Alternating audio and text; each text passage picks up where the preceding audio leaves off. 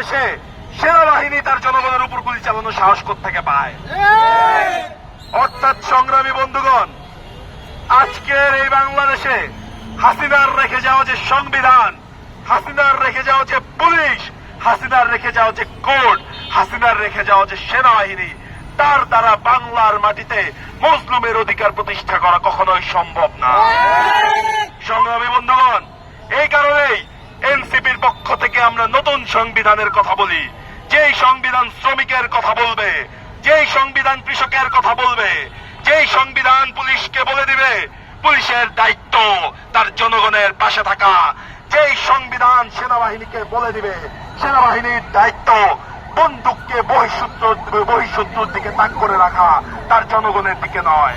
কিন্তু সংগ্রামী বন্ধুগণ, আমরা যখন নতুন সংবিধানের কথা বলি এবং তার দাবিতে যখন গণপরিষদ নির্বাচন দাবি করি, তখন আমাদের সেই দাবিকে ভণ্ডুল করবার জন্য, জনগণ ও সেনাবাহিনীকে মুখোমুখি দাঁড় করাবার জন্য একটি পক্ষ বারংবার ষড়যন্ত্র চালিয়ে যাচ্ছে।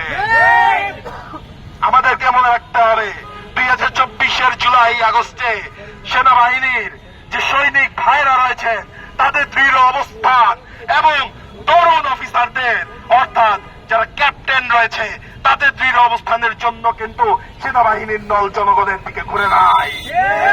হাসিনার রেখে যাওয়া জেনারেলরা বারবার আদেশ দেওয়া সত্ত্বেও সেনাবাহিনী তার নল জনগণের দিকে তাক করে নাই, বরং 5 আগস্ট সকালে সেই নলকে আমরা ঘুরে যেতে দেখেছি।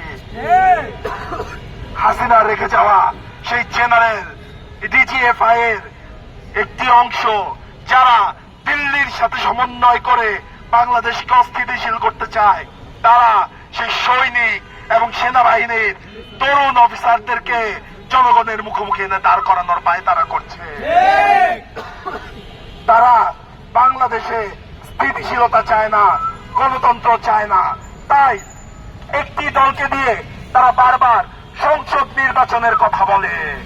সংগ্রামী জনগণ, যখন একটি রাজনৈতিক দলের প্রধান নুরুল হক নুরুর উপর সেনাবাহিনী হামলা করে তখনও তারেক রহমান নির্বাচন চায়, ইপিজেডে যখন শ্রমিক পড়ে তখনও তারেক রহমান নির্বাচন চায়।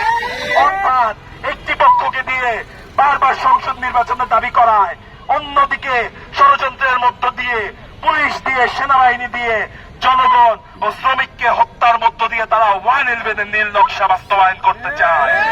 শান্তিপূর্ণ আন্দোলন করছিল উত্তরায় বিজেপির গেটে, সেই শান্তিপূর্ণ আন্দোলনে বাংলাদেশের আইন শৃঙ্খলা রক্ষাকারী বাহিনী, বাংলাদেশের সেনাবাহিনী নিরীহ শ্রমিকের বুকে গুলি চালিয়েছে।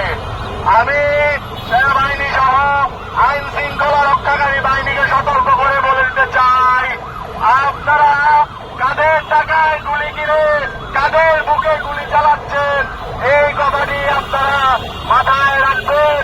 কেন কেন বারবার একই ঘটনা ঘটে? শ্রমিক ভাইদের উপরে, শ্রমিক ভাইয়ের বুকে গুলি চলে, কেন গুলি চলবে? এই 5 আগস্টের পরে এরকম ন্যাক্কারজনক ঘটনা আর যেন না ঘটে, আমরা সেই দাবিতে প্রধান উপদেষ্টাকেও বলতে চাই, আপনি এটা কিভাবে নিয়ন্ত্রণ করবেন এবং কিভাবে আমার শ্রমিক ভাইরা যেন আর গুলিতে আহত না হয়, নিহত না হয়, এটা আপনার দেখার দায়িত্ব। আমি আপনাকে আবারও বলতেছি, এটা যেন আর না হয়।